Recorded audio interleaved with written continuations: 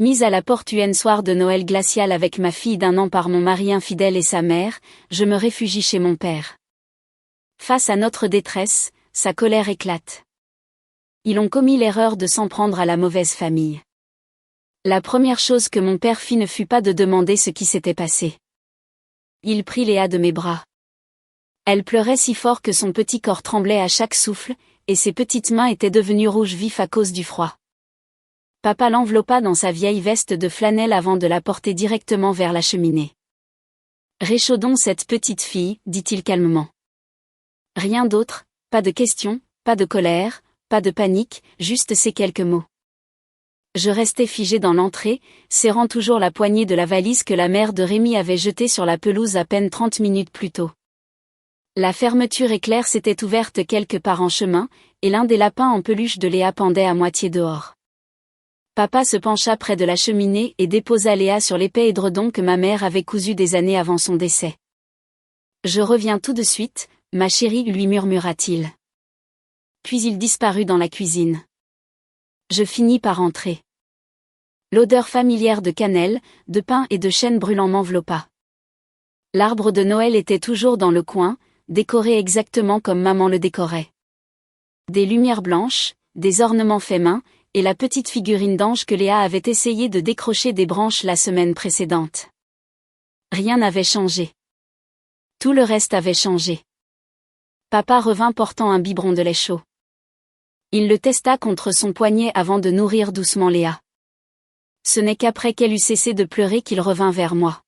« Tu es trempée, dit-il. » Je n'avais pas remarqué. « Je sais. » Il ouvrit le placard du couloir et en sortit un vieux pull. Il appartenait à ma mère. « Je l'ai lavé la semaine dernière, dit-il. Je pensais que tu pourrais en avoir besoin un jour. » Je fixai le pull. Je ne l'avais pas porté depuis les funérailles de maman. Ma gorge se serra. Papa ne le força pas dans mes mains. Il le posa simplement sur le dossier d'une chaise et s'éloigna, me laissant l'espace de décider par moi-même. C'est ainsi qu'il aimait toujours les gens. Tranquillement, respectueusement, sans rien forcer. 20 minutes plus tard, Léa dormait près du feu, enveloppée dans des couvertures.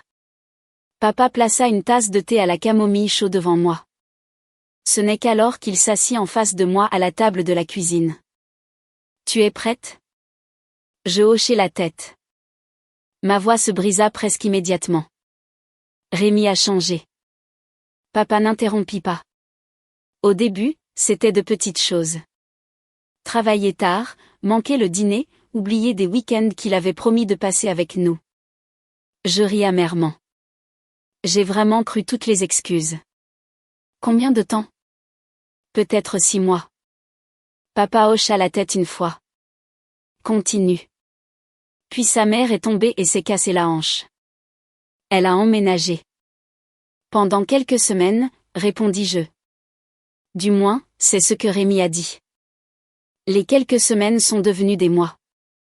Sa mère critiquait tout ce que je faisais, ma façon de cuisiner, ma façon d'habiller Léa, ma façon de plier les serviettes, même ma façon de rire. Rémi ne m'a jamais défendu. Pas une seule fois. Au début, il restait silencieux. Puis il a commencé à être d'accord avec elle, dis-je. Papa baissa les yeux dans son café, toujours silencieux. Il y avait des jours où je passais 12 heures à m'occuper de Léa et de sa mère, et Rémi rentrait à la maison en demandant pourquoi le dîner n'était pas prêt. Je me frottais le front. Je me disais sans cesse qu'il était stressé. Travaillais-tu ? Je secouai la tête. Non, tu as quitté ton poste de marketing après la naissance de Léa. Je voulais passer plus de temps avec elle. Le regrettes-tu ? Je regardai vers la cheminée. Léa avait un petit point enroulé autour du lapin en peluche qui était tombé de la valise. Non, murmurai-je. Je regrette d'avoir fait confiance à la mauvaise personne. Les mots restèrent suspendus entre nous. Papa ne se pressa pas de rompre le silence. Dehors, la neige tapait doucement contre les fenêtres.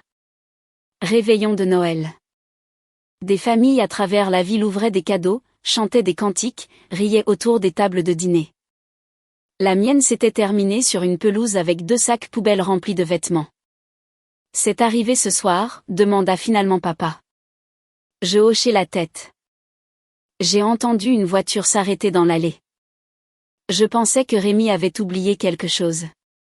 Au lieu de cela, une femme en sortit. Elle ne devait pas avoir plus de 30 ans. De longs cheveux blonds, un manteau rouge, des talons hauts qui s'enfonçaient dans la neige. Elle portait un cadeau de Noël emballé. Elle m'a souri. Murmurai-je. Elle a vraiment souri. La mâchoire de papa se serra. Rémi l'a présentée. Mes mains recommencèrent à trembler. Il a dit qu'elle restait pour Noël. Je fermai les yeux. Je pensais qu'il plaisantait. Il ne l'était pas. Sa mère est entrée dans le salon. M'a regardé droit dans les yeux. Puis a dit, « Si tu as enfin fini de faire semblant que ce mariage fonctionne, fais tes valises. » J'ai dégluti difficilement. J'ai ri. J'ai honnêtement pensé que c'était un horrible malentendu. Ce n'en était pas un. Rémi m'a regardé dans les yeux, puis a prononcé les mots que j'entendrai probablement pour le reste de ma vie. J'ai déjà fait mon choix. Je ne pouvais plus respirer en m'en souvenant. Il m'a dit qu'il voulait divorcer. Devant elle? Oui. Devant Léa? Oui. Je fixais mon thé intact. J'ai demandé où nous étions censés aller. Sa mère a répondu avant lui. N'importe où, sauf ici. Je sentais à nouveau des larmes couler sur mon visage. Elle a fait nos vêtements elle-même. Elle a mis les couches de Léa dans des sacs poubelles. Elle les a portés dehors. Elle a fermé la porte d'entrée à clé alors que j'étais encore sur le porche. La pièce devint complètement silencieuse. Papa ne jura pas. Il ne frappa pas du poing sur la table. Il regarda simplement sa petite fille endormie, puis de nouveau moi. Émilie? Oui. Une question. Sa voix resta calme. Si calme que cela me fit presque peur. Veux-tu sauver ce mariage? Je ne répondis pas tout de suite. 6 ans, un mariage, un bébé, d'innombrables promesses. Chaque souvenir me traversa l'esprit. Puis je me souvins de Léa pleurant sous la pluie glaciale pendant que Rémi restait dans une autre maison chaude. Non. Le mot me surprit moi-même. Non. Papa hocha la tête. Que veux-tu? Je regardai ma fille. Elle avait enfin cessé de trembler. Je veux que Léa grandisse quelque part où personne ne pourra jamais la jeter par la porte d'entrée. Pour la première fois cette nuit-là, papa sourit. Pas parce qu'il était heureux.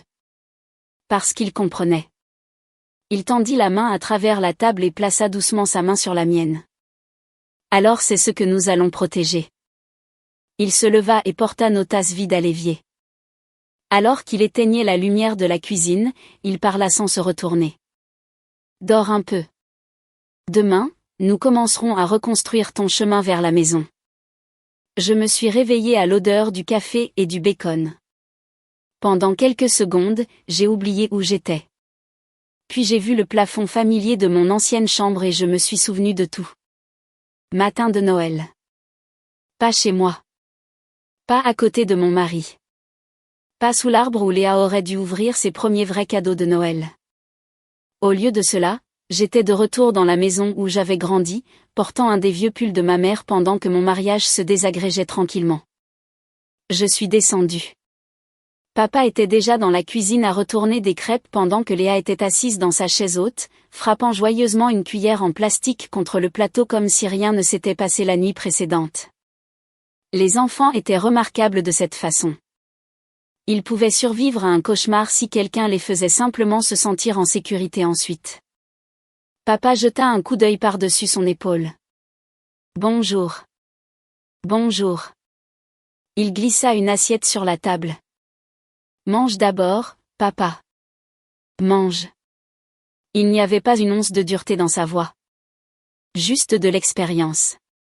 Il savait qu'il y aurait amplement le temps pour des conversations difficiles.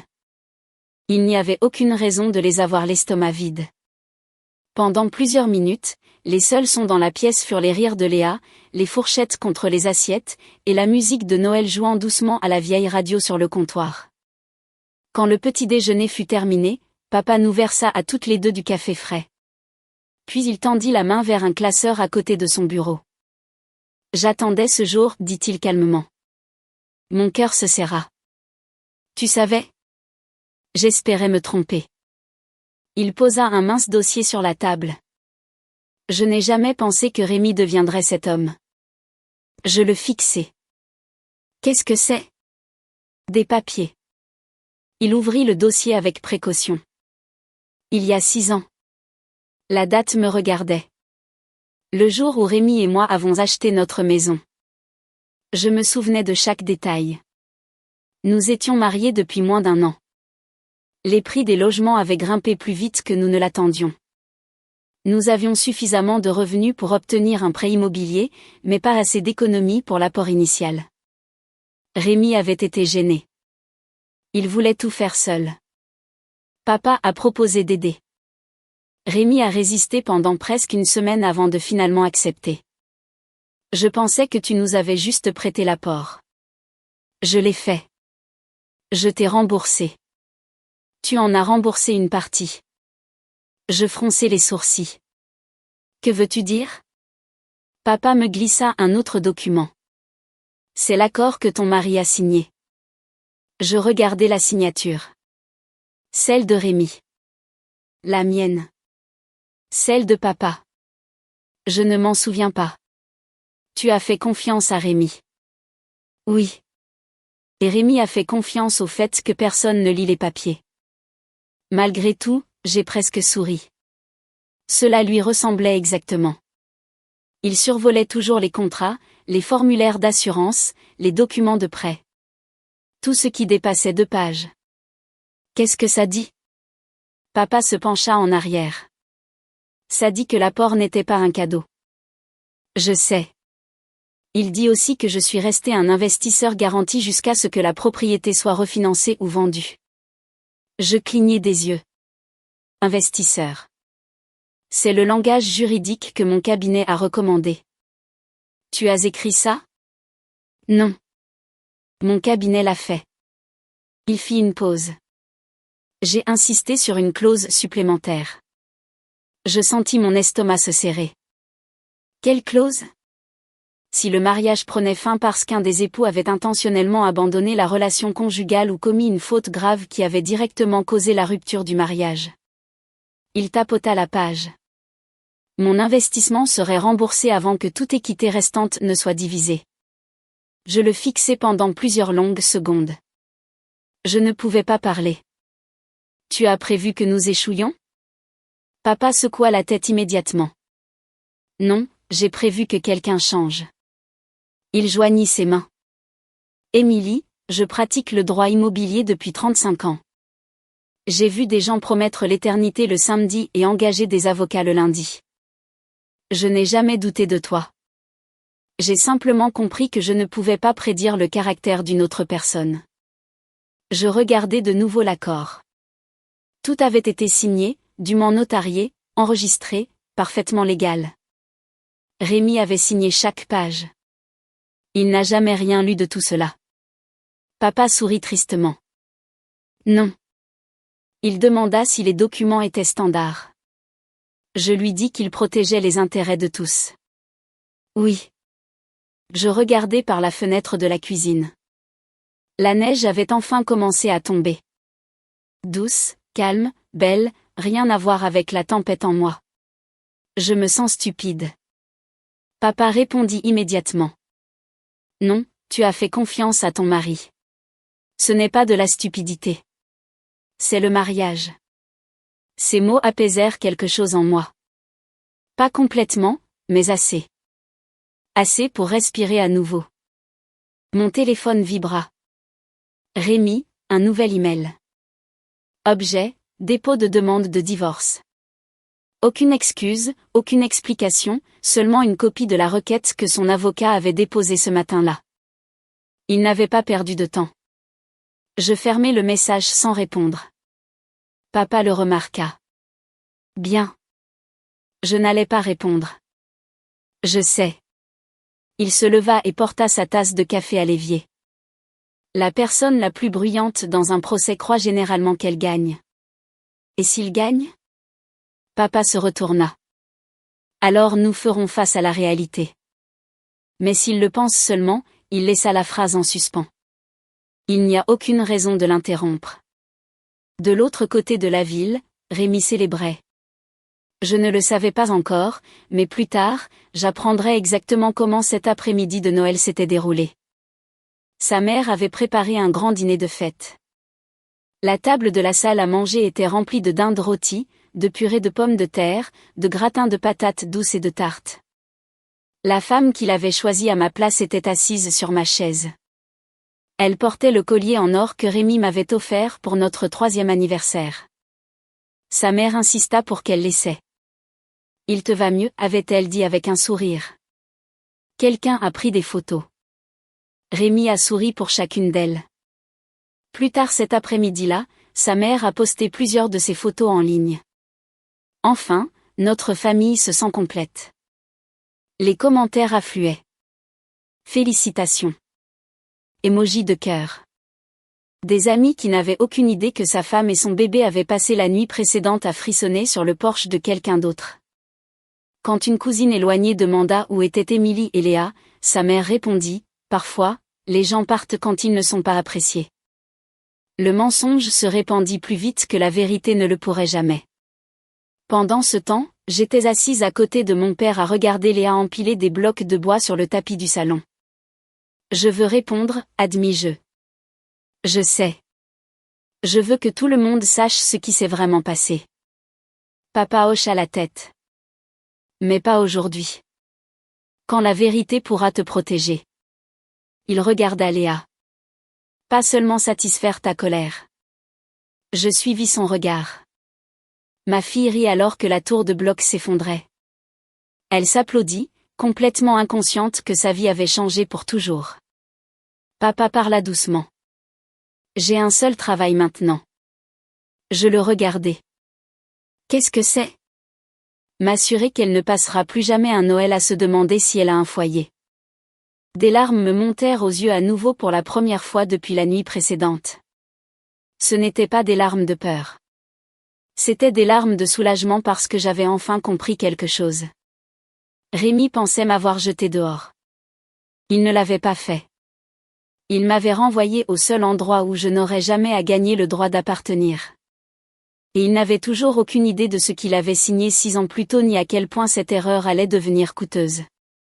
La première semaine après Noël m'a appris quelque chose que je n'avais jamais compris auparavant. Le silence n'était pas une faiblesse. Parfois, le silence était une discipline. Chaque instinct que j'avais me disait de me défendre. Je voulais répondre à chaque accusation, corriger chaque mensonge et dire à chaque ami commun exactement ce que Rémi avait fait. Plus d'une fois, j'ai pris mon téléphone et commencé à taper une réponse avant de le reposer. Chaque fois, papa disait la même chose. Ne discute pas avec quelqu'un qui rassemble des preuves contre lui-même. Au début, j'ai détesté l'entendre. Au 3e jour, j'ai enfin compris ce qu'il voulait dire. Rémi ne pouvait pas s'arrêter de parler. Il envoyait des SMS exigeant que je facilite le divorce. Il m'envoyait des listes de meubles qu'il considérait comme siens. Il me rappelait qu'il payait le prêt immobilier et suggérait que je sois raisonnable concernant toute revendication sur la maison. Je ne répondais à aucun d'eux. Au lieu de cela, je transférais chaque message à mon avocat. Papa n'a même jamais demandé à les lire. Ton avocat en a besoin, dit-il. Moi, non. Un après-midi, pendant que Léa faisait la sieste à l'étage, j'ai finalement posé la question qui me tracassait depuis Noël. Étais-tu toujours aussi calme quand tes clients traversaient un divorce ? Papa leva les yeux du mot croisé sur lequel il faisait semblant de travailler. Il sourit. Non, tu ne l'étais pas. J'étais généralement plus calme. J'ai ri malgré moi. Comment ? Parce que la panique rend les gens coûteux. J'ai secoué la tête. Ça ressemble exactement à ce qu'un avocat dirait. Ça l'est. Il a plié le journal et s'est penché en arrière sur sa chaise. La plupart des divorces ne sont pas gagnés parce qu'une personne est plus intelligente. Ils sont gagnés parce qu'une personne reste stable pendant que l'autre perd le contrôle. Ces mots sont restés avec moi longtemps après la fin de la conversation. Alors, j'ai commencé à reconstruire les parties de ma vie que je pouvais encore contrôler. J'ai rouvert mon profil LinkedIn, mis à jour mon CV, contacté une ancienne directrice marketing avec qui j'avais travaillé avant la naissance de Léa. À ma surprise, elle s'est souvenue de moi immédiatement. Nous cherchions quelqu'un à temps partiel, a-t-elle dit au téléphone. Ce n'est pas glamour, mais c'est flexible. J'adorerais ça. À la fin de la semaine, j'avais mon premier entretien de prévu. Ce n'était pas une carrière. Pas encore, mais c'était un début. Papa m'a regardé imprimer mon CV. J'ai manqué de te voir sourire à cause du travail. J'avais oublié que j'étais douée pour ça. Tu n'as pas oublié. Tu étais occupée à aimer ta famille. Cette phrase est restée avec moi toute la journée. Rémi, quant à lui, semblait déterminé à convaincre le monde qu'il était la victime. Une de nos amies communes m'a appelé discrètement. Je ne sais pas ce qui se passe, a-t-elle dit prudemment.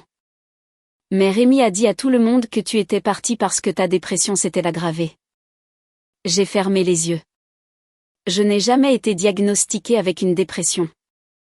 Je sais. Il a aussi dit que tu avais refusé une thérapie. J'ai laissé échapper un lent soupir. Je n'ai jamais refusé. Il n'a jamais demandé. Quand j'ai raccroché, la colère m'a de nouveau envahi. Papa a remarqué ce qui s'était passé. Il a dit aux gens que j'étais instable mentalement. Papa a hoché la tête une fois. Et c'est un mensonge. Je sais. On ne va rien faire? Nous le faisons déjà. J'ai froncé les sourcils. Nous le faisons? Il a pointé mon téléphone. Tu as la vérité. Tu as des dossiers médicaux. Tu as des témoins. Et maintenant, il a fait une pause. Tu as aussi la preuve qu'il est prêt à mentir. Ce soir-là, un autre email est arrivé. Celui-ci venait de l'avocat de Rémi. Le langage était poli, professionnel, froid. Il demandait que je renonce volontairement à tout intérêt dans la résidence conjugale en échange d'une résolution efficace. Une proposition de règlement était jointe. C'était presque insultant. Rémi garderait la maison, la plupart des économies, ses comptes de retraite, presque tout. En retour, je recevrais un petit paiement en euros et une pension alimentaire temporaire. Je l'ai lu 2 fois avant de le donner à papa. Il n'a même pas fini la 2e page. Il négocie avec confiance. Qu'est-ce que ça veut dire? Ça veut dire qu'ils n'en savent pas encore assez. Le lendemain matin, mon avocat m'a appelé. Je suppose que vous avez vu leur proposition. Oui. Que souhaitez-vous faire?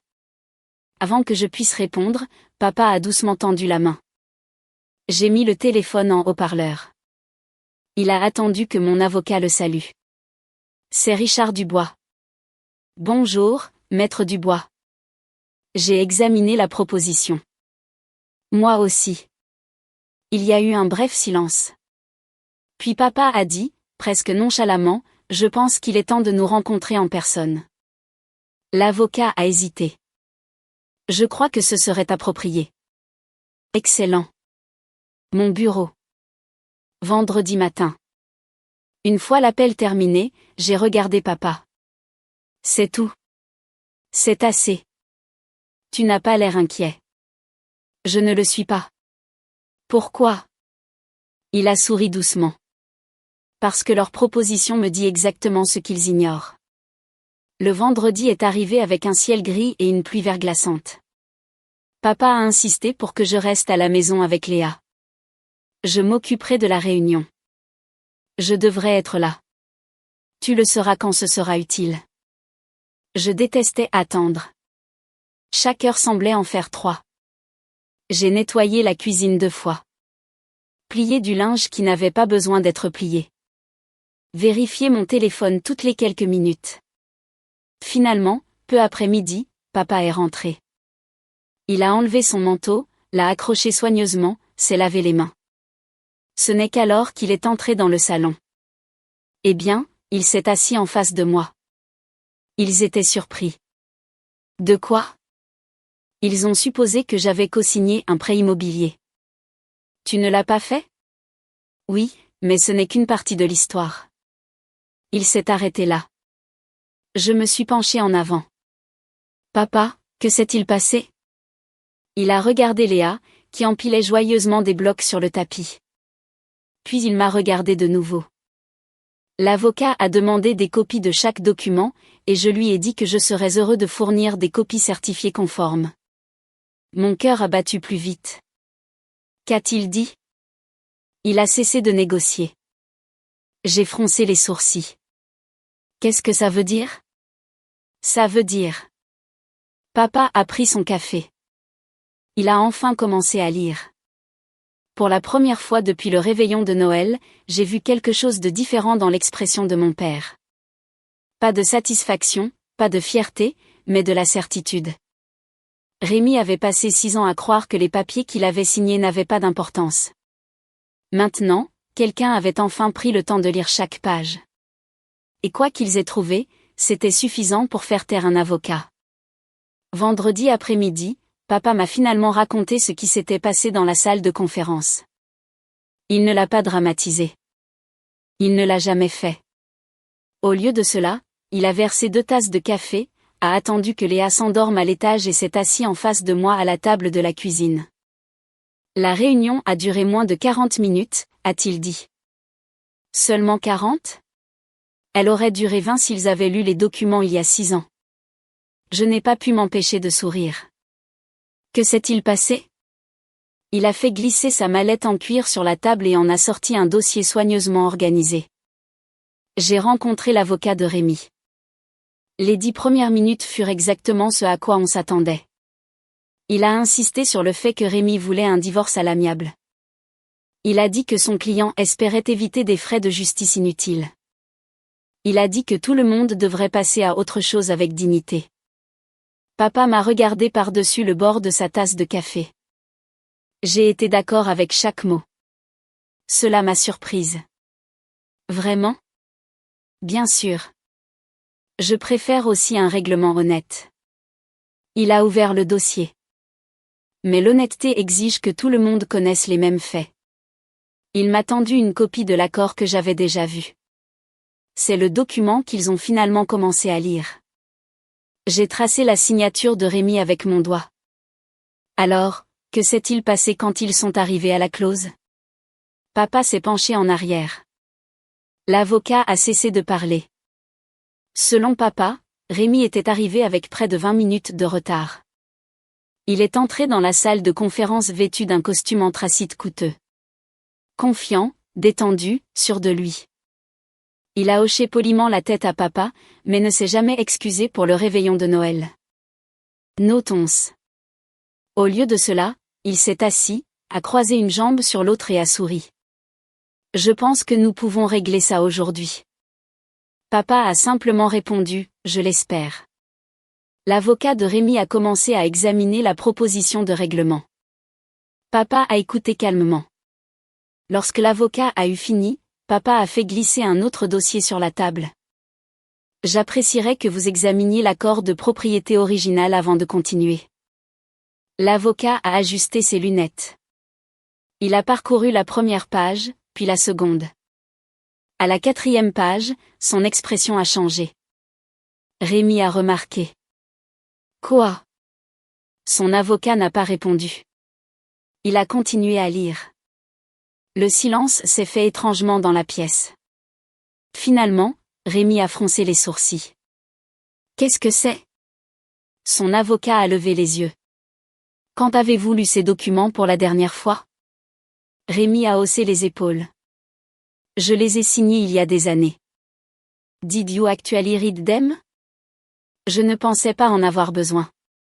L'avocat a lentement retiré ses lunettes. J'aurais aimé que vous le fassiez. J'ai regardé papa. Qu'est-ce qu'il a découvert exactement? Papa a tapoté l'accord. L'apport n'a pas été traité comme un cadeau. Je sais, mais il y a plus. Il a tourné une autre page. Quand j'ai versé l'apport, il a été documenté comme un investissement financier garanti. Si le prêt immobilier était refinancé, l'investissement devait être remboursé. Si la propriété était vendue, l'investissement devait être remboursé. Et si le mariage prenait fin à cause de la mauvaise conduite de Rémi? Il a fait une pause. L'investissement serait satisfait avant que toute équité restante ne soit divisée. Je l'ai fixé. Alors, l'équité n'est pas ce que Rémi pense qu'elle est. Il ne peut pas simplement garder la maison. Non, il ne peut pas la refinancer sans respecter l'accord. Non, il ne peut pas la vendre et empocher le produit. Non, tout avait été écrit clairement. Rien de caché, rien de trompeur. Rémi avait simplement supposé que les papiers n'avaient pas d'importance. Qu'a dit Rémi? Papa a souri faiblement.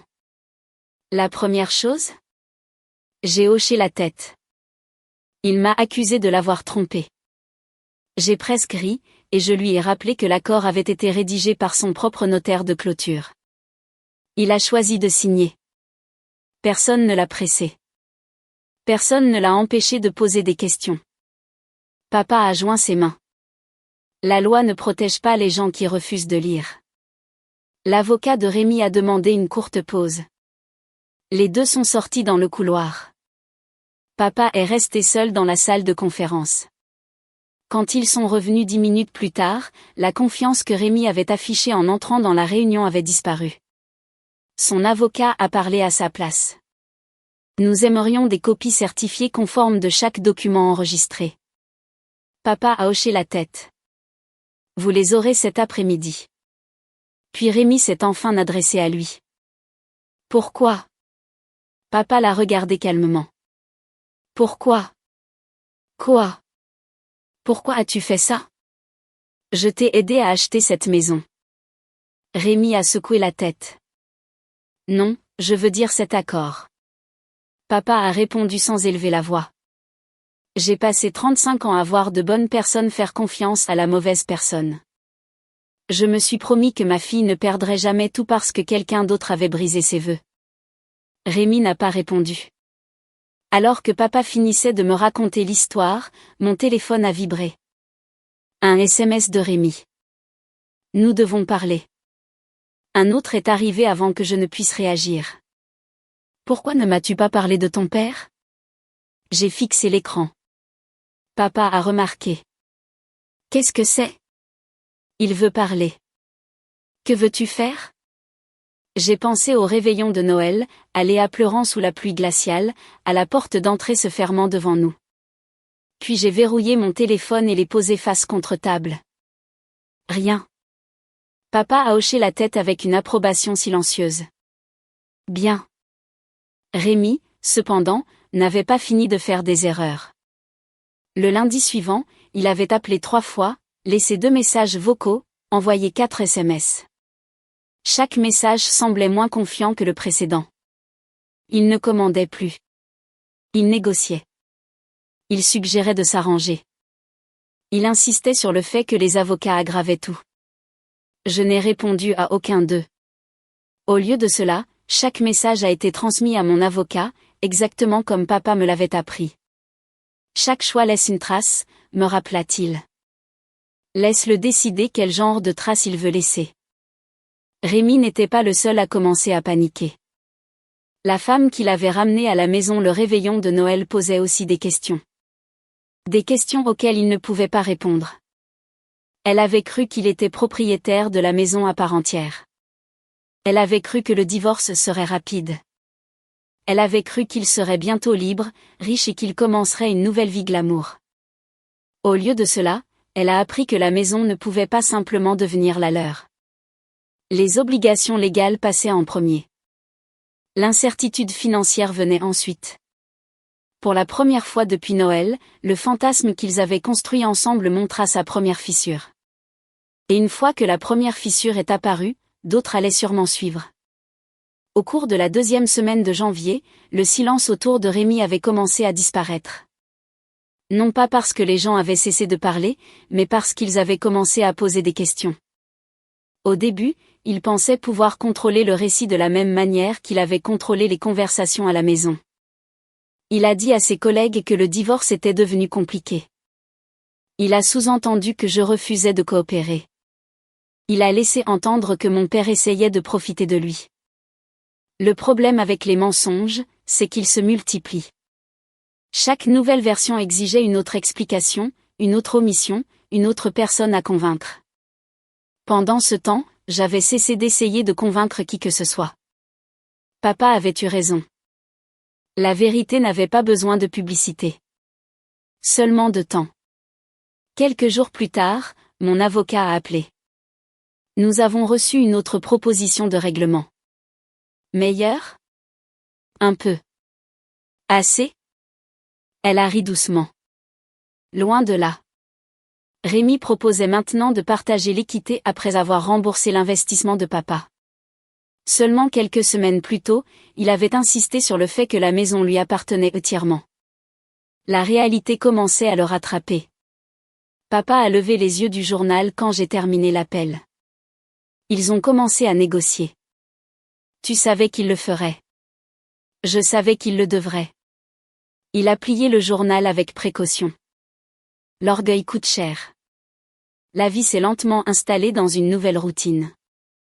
Chaque matin en semaine, je déposais Léa dans une petite garderie recommandée par l'un des voisins de papa avant de me rendre à mon travail de marketing à temps partiel.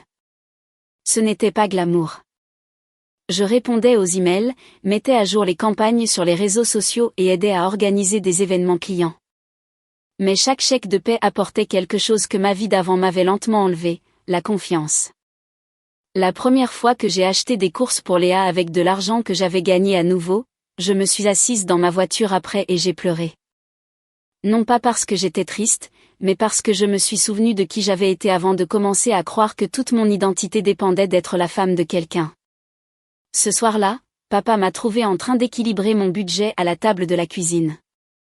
Tu as l'air plus heureuse. Je crois que oui. Tu sais pourquoi? J'ai souri. Parce que je travaille à nouveau. Non. Il a pointé le carnet devant moi. Parce que tu prends des décisions au lieu d'attendre que quelqu'un d'autre les prenne. Rémi, d'un autre côté, découvrait ce qui se passait quand le contrôle lui échappait. La première fissure est venue d'un endroit auquel aucun de nous ne s'attendait, sa propre entreprise. Un vendredi après-midi, l'une de mes anciennes collègues m'a transféré un message. As-tu entendu ce qui se passe au bureau de Rémi? Non. Apparemment, les ressources humaines avaient ouvert une enquête interne.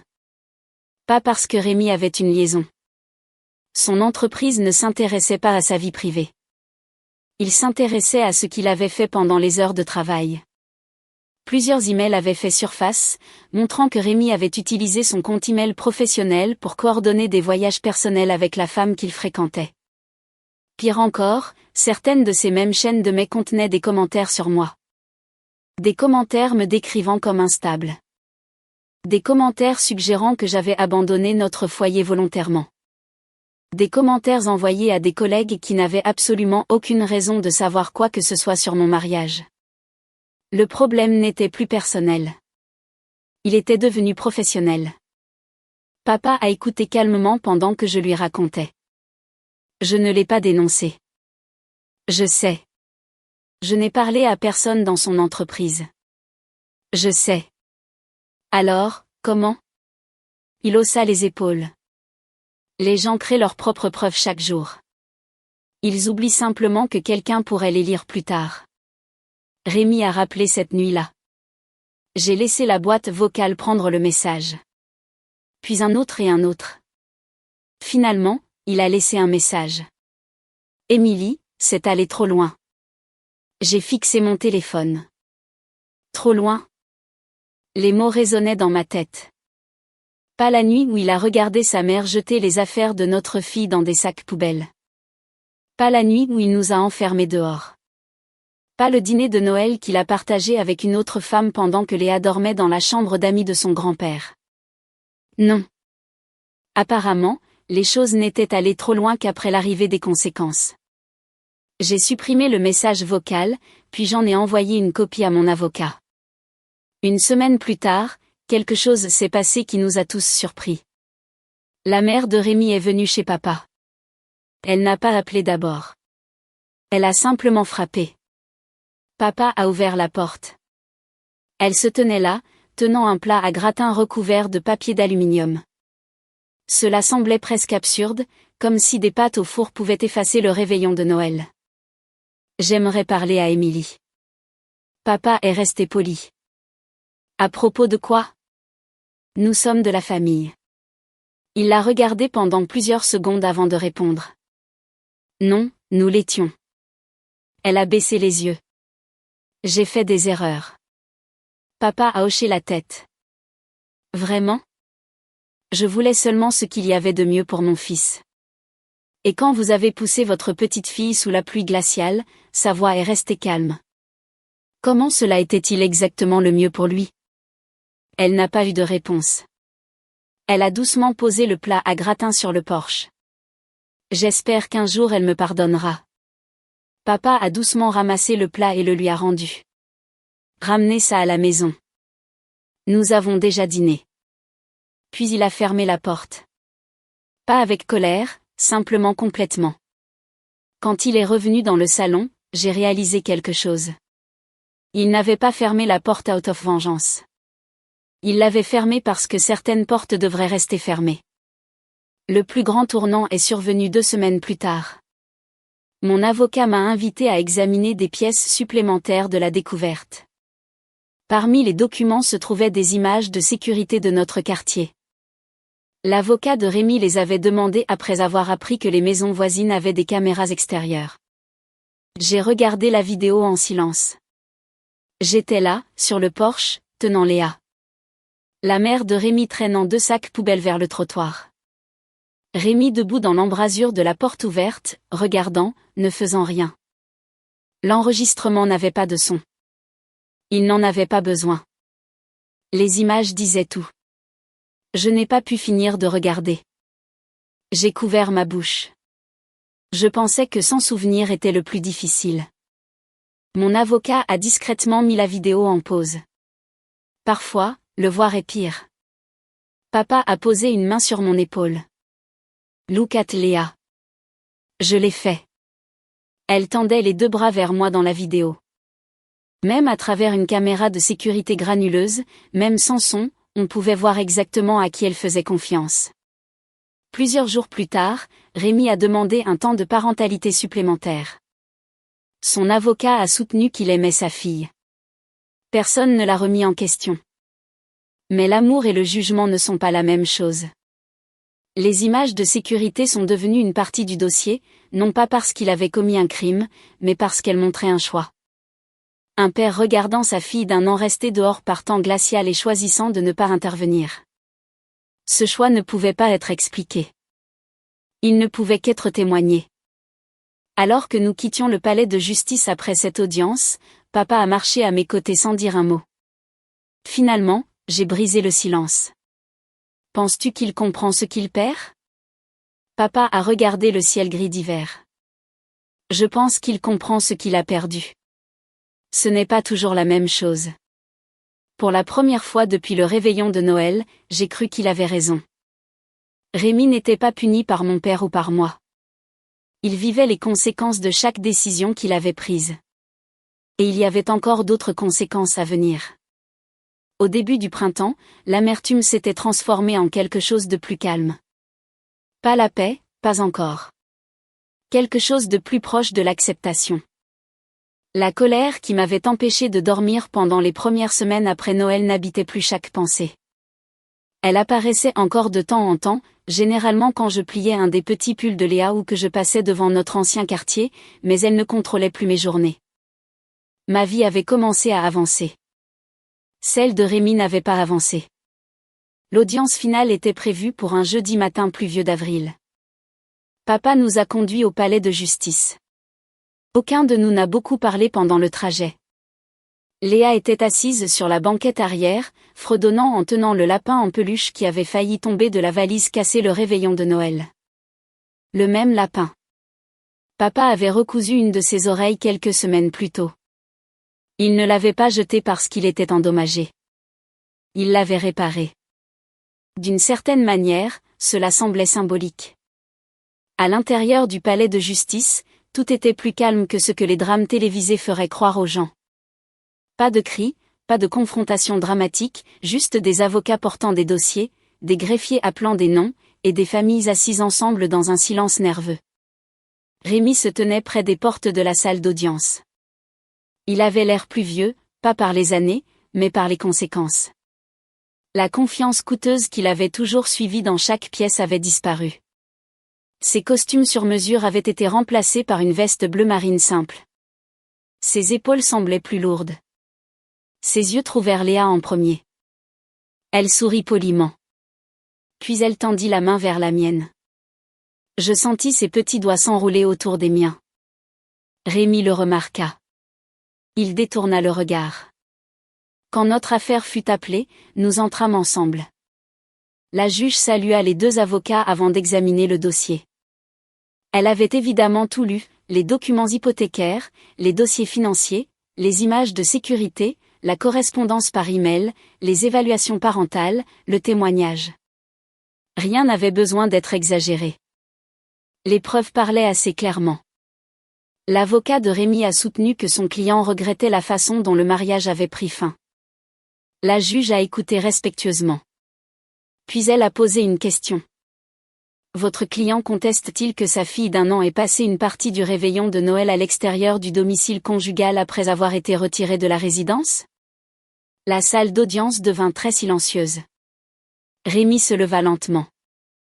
Non, votre honneur. Contestez-vous que vous étiez présent? Non. Contestez-vous que vous ayez choisi de ne pas intervenir? Sa voix disparut presque. Non. La juge abaissa ses lunettes. J'apprécie votre honnêteté. Elle fit une pause avant de poursuivre. La cour tient à préciser un point absolument clair. Elle regarda d'abord Rémi, puis moi. L'infidélité en soi ne détermine pas la garde dans cet état. Rémi sembla soulagé un bref instant. Puis la juge continua. Cependant, la volonté ou la réticence d'un parent à protéger le bien-être physique et émotionnel d'un jeune enfant est directement pertinente pour l'intérêt supérieur de l'enfant. Elle fit référence aux images de sécurité. Que cet enfant se souvienne de la soirée est sans importance. Les adultes s'en souviendront. Et les choix faits cette nuit-là ne peuvent être ignorés. Je jetai un coup d'œil à papa. Il ne sourit jamais. Il ne célébra jamais. Il écoutait simplement. La décision prit près de 20 minutes. Le mariage fut dissous. L'accord financier exécuté exactement comme les documents originaux l'exigeaient. L'investissement de papa serait remboursé avant que l'équité restante ne soit divisée, comme l'indiquait chaque page signée 6 ans plus tôt. Rémi devrait vendre la maison, non pas parce que papa voulait se venger, mais parce que c'était l'accord que Rémi avait volontairement signé. Quant à Léa, la juge m'a accordé la garde principale. Rémi recevrait un temps parental régulier, augmentant progressivement tant qu'il continuerait à faire preuve de cohérence et de responsabilité. La juge a clos le dossier par une dernière observation. Ce tribunal estime que les enfants bénéficient de la présence de leurs deux parents dans leur vie. Elle regarda directement Rémi. J'espère sincèrement que vous passerez les années à venir à devenir le père que votre fille mérite. Il n'y eut pas d'applaudissements, pas de musique triomphante, seulement le bruit discret des gens se levant alors que la juge quittait son siège. En dehors de la salle d'audience, Rémi s'approcha de moi. Pendant un long moment, aucun de nous ne parla. Finalement, il dit « Je suis désolé ». J'étudiai son visage. Des mois auparavant, j'avais imaginé ce moment d'innombrables fois. Je pensais qu'entendre ces mots guérirait quelque chose.